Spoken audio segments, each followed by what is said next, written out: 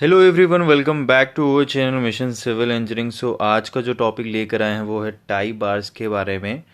तो लास्ट वाले वीडियो में हमने डॉवल्स बार के बारे में डिस्कशन किया था, उसका क्वांटिटी कैलकुलेशन करके बताया था आपको। इस वाले वीडियो में आपको टाई बार्स के बारे में बताएंगे और इसका क्वांटिटी कैलकुलेशन करके बताएंगे। क्लियर है? और जिन लोगों ने अगर डॉल्स बार का नहीं देखा है वीडियो तो आपको लिंक डिस्क्रिप्शन में मिल जाएगा, तो वो वाला वीडियो भी आप देख लेना। क्लियर है? सो चलिए वीडियो में चलते हैं। उससे पहले जिन लोगों ने अगर हमारे चैनल को अगर सब्सक्राइब नहीं किया है तो फटाफट जाके हमारे चैनल को सब्सक्राइब करें और बगल में बेल आइकन का बटन होगा उसको भी ज़रूर प्रेस करें। तो चलिए टाई बार्स के बारे में बात करते हैं, इसके फंक्शंस के बारे में बात करते हैं। क्लियर है? तो पहला जो पॉइंट है हमारा वो क्या है? Tie bars use for holding faces of rigid slabs in contact to keep aggregate interlock. क्या बोल रहा है? जो एग्रीगेट है हमारा उसको इंटरलॉक करे एक दूसरे से। ठीक है। They are also use in plain jointed concrete pavement to connect two lanes. Generally इसका जो मेन काम है टाई बार का, जो इसमें जो रेनफोर्समेंट यूज़ होता है कि जो दो लेन है हमारा उसको कनेक्ट कर सके एक दूसरे में। क्लियर है?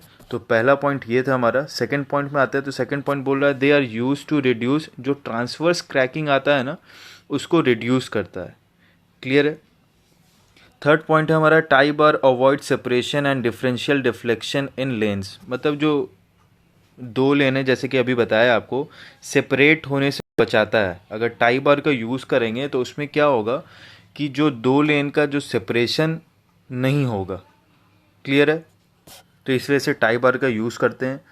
Coming to the fourth point हमारा है they are not design to work as a load transfer device. ये इसलिए डिज़ाइन नहीं किया जाता है कि इसका लोड ट्रांसफ़र किया जाए। जैसे कि डॉबार्स का एक फंक्शन है कि वो क्या है, जनरली लोड ट्रांसफ़र करता है एक स्लैब से दूसरे स्लैब में। ठीक है, इसका वो फंक्शन नहीं है कि वो लोड ट्रांसफ़र करे। इसका मेन फंक्शन है कि दो लेन को सेपरेशन होने से बचाए और जो जॉइंट्स में जो क्रैकिंग आता है उससे बचाए। क्लियर है? तो ये तो आपको फंक्शंस बता दिया मैंने। अब कमिंग नेक्स्ट आपको इसका ये बताते हैं कि अगर टाई बार अगर नहीं लगा रहेगा तो उसमें क्या क्या प्रॉब्लम आ सकते हैं। ठीक है, इमेज के थ्रू आपको बताते हैं। सो ठीक है, जैसे कि आप ये इमेज देख रहे हैं यहाँ पे लिखा हुआ है नो टाई बार। ठीक है, पहला वाला देखते हैं अपन।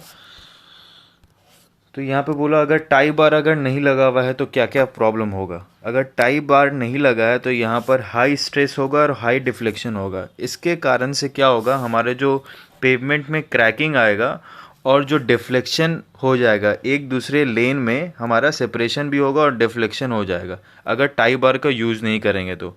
क्लियर है? तो कमिंग नेक्स्ट आपको ये बताते हैं अगर टाई बार लगा है तो उसमें क्या होगा। अगर टाई बार लगाते हैं हमारा डिफ्लेक्शन होने से भी बचता है और स्ट्रेस भी कम आता है, जिस स्ट्रेस के कारण क्रैकिंग आता है। ठीक है, तो अगर स्ट्रेस नहीं रहेगा तो वहाँ पर क्रैकिंग आने का चांसेस ख़त्म हो जाएगा और टाई बार लगाने से हमारा डिफ्लेक्शन भी ख़त्म हो जाता है और इसमें जॉइंट परफॉर्मेंस भी अच्छा रहता है, ट्रांसवर्स क्रैकिंग को भी ख़त्म करता है। क्लियर है? तो ये हो गया हमारा। अगर टाई बार लगा रहे हैं तो क्या क्या प्रिवेंट कर रहे हैं, मतलब कि क्या क्या रोक रहे हैं क्या क्या चीज़ से। तो पहला था हमारा क्रैकिंग जो आता है हमारा पेमेंट में वो नहीं आएगा स्ट्रेस के कारण, और डिफ्लेक्शन नहीं आएगा बिटवीन टू लेंस। क्लियर है? तो ये तो हो गया आपको फंक्शंस के बारे में और एक ड्राइंग के थ्रू आपको एक ओवरव्यू दे दिए आपको।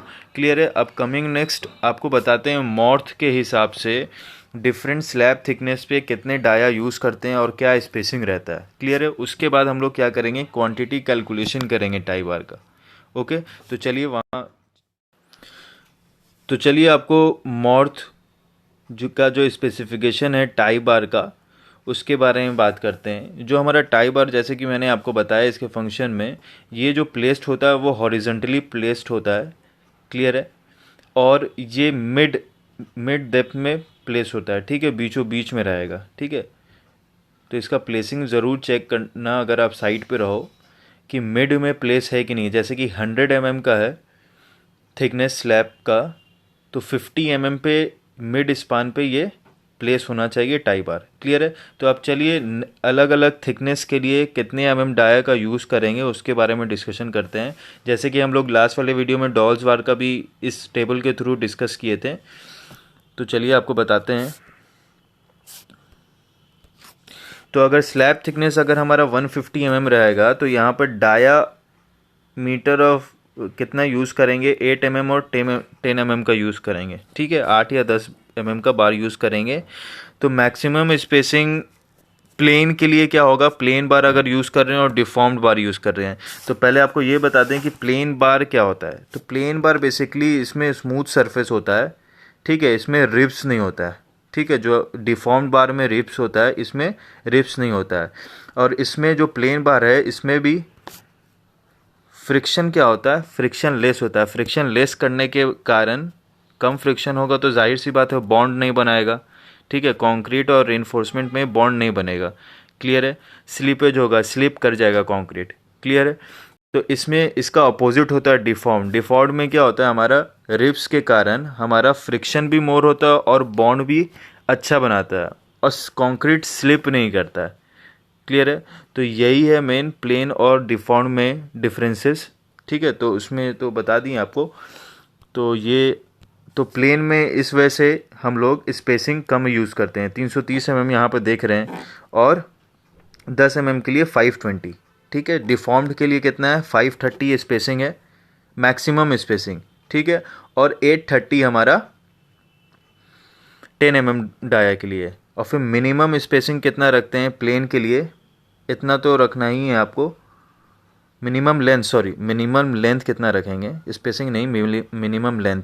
मतलब कि जो डाया का जो लेंथ होगा एक लेन से दूसरे लेन के बीच में जो अंदर जाएगा फिक्स होगा, वो कितना होगा, तो 440 होगा हमारा प्लेन के लिए, और डिफॉर्म्ड के लिए होगा 480 ठीक है, जो लेंथ होगा टाई बार का वो कितना होगा, प्लेन के लिए 440 और डिफॉर्म्ड के लिए 480। क्लियर है। और 10 का यूज़ कर रहे हैं तो वहाँ पे 510 होगा, और डिफॉर्म के लिए 560 क्लियर है। इसी तरीके से नेक्स्ट देखते हैं हम लोग। तो हमारा 200 थिकनेस के लिए कितना है, 10 और 12 का डाई यूज़ करना है। और स्पेसिंग क्या है, स्पेसिंग कितना रहेगा, 390 और 560 प्लेन के लिए, और 620 और 900 रहेगा हमारा डिफॉर्म्ड के लिए। ठीक है। और जो इसका जो लेंथ होगा डाया का टाई बार के लिए वो कितना होगा, 510 एंड 580, 510 और 580 रहेगा हमारा लेंथ रहेगा टाई बार का। क्लियर है।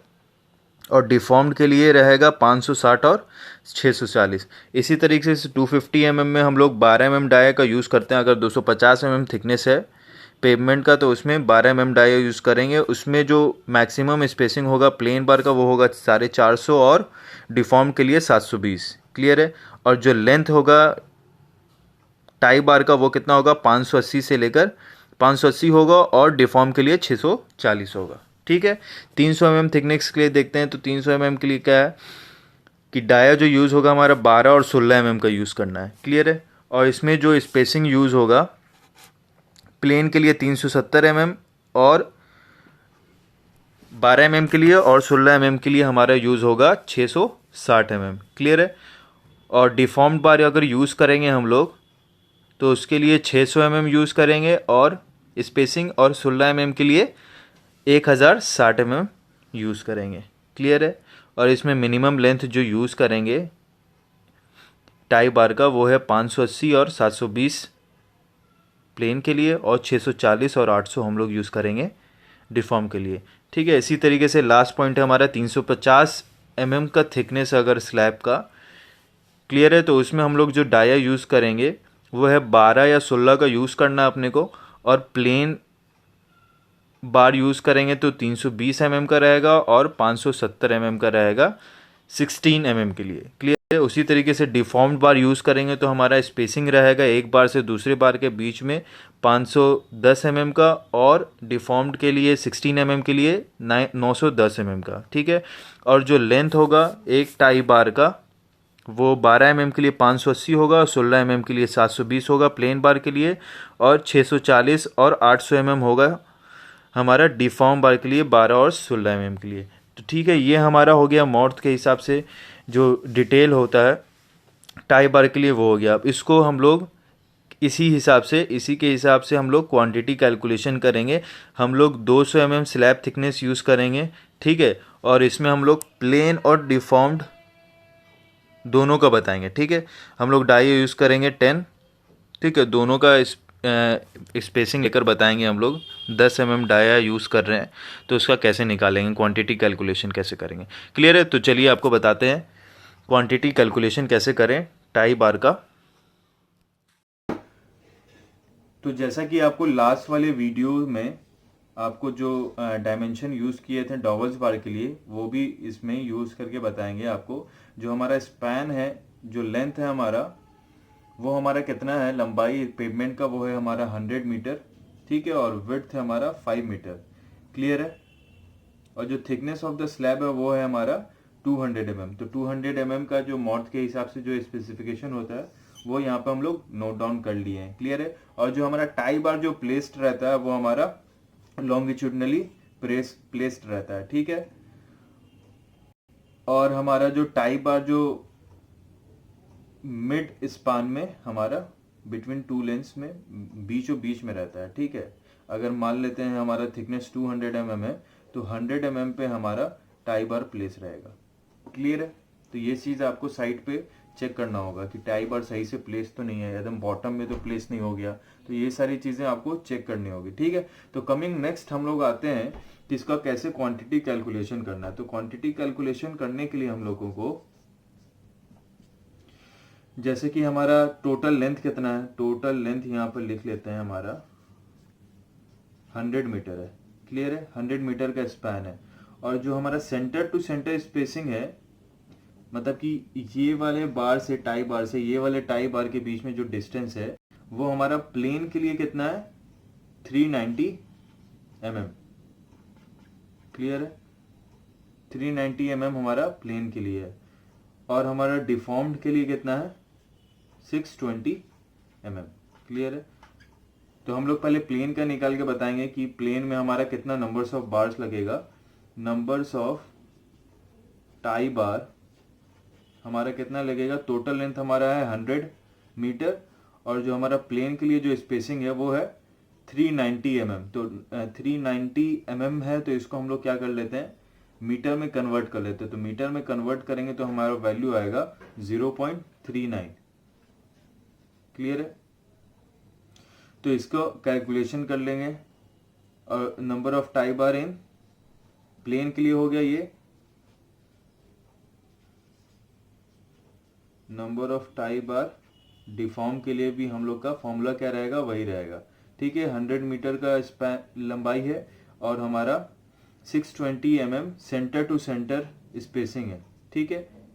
इस बार से लेकर इस बार के बीच का जो डिस्टेंस है हमारा वो कितना है, 620 mm डिफॉर्म्ड के लिए। तो यहाँ पर 620 mm है तो इसको कन्वर्ट कर देंगे हम लोग मीटर में। तो मीटर में कन्वर्ट करेंगे तो हमारा वैल्यू कितना आएगा, 0.62, ठीक है। तो इसको कैलकुलेशन कर लेंगे तो हमारा नंबर्स ऑफ टाई बार कितना आएगा वो पता चल जाएगा। तो ठीक है, कैलकुलेट करते हैं हम लोग, कैलकुलेट करके बताते हैं आपको।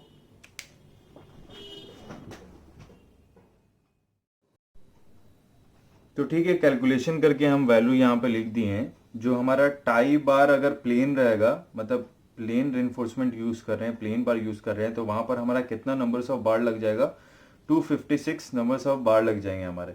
क्लियर है? अगर हम लोग डिफॉर्म्ड बार यूज करेंगे तो वहां पर हमारा 161 बार लगेगा टोटल ये पूरे लेंथ में, ठीक है।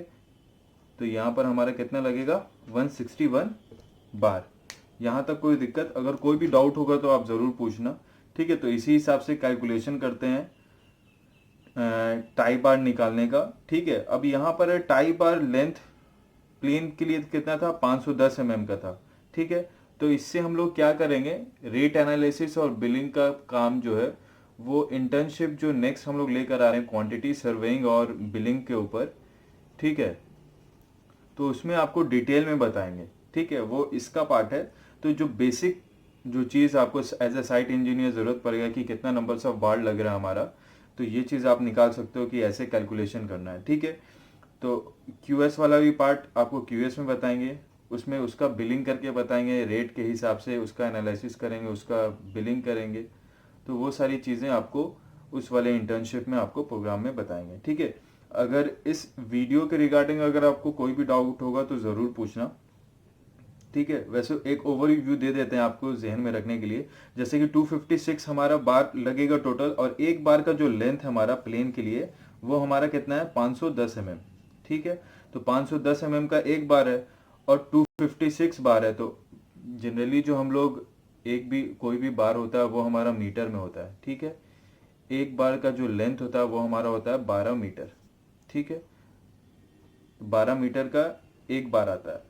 क्लियर है, तो 510 mm है, तो 510 mm को हम लोग पहले मीटर में कन्वर्ट कर देंगे, तो 0.51 हो जाएगा, 0.51। ठीक है, मल्टीप्लाई बाय 256 बार है, तो 256 से मल्टीप्लाई करेंगे तो हमारा टोटल लेंथ निकल जाएगा। ठीक है, मीटर में। तो उस हिसाब से हम लोग कितना हमारा बार लगेगा उस हिसाब से हम लोग वहाँ पर लिख सकते हैं। तो ये हमारा क्यूएस का पार्ट हो गया, तो आपको इसके बारे में डिटेल में बताएंगे।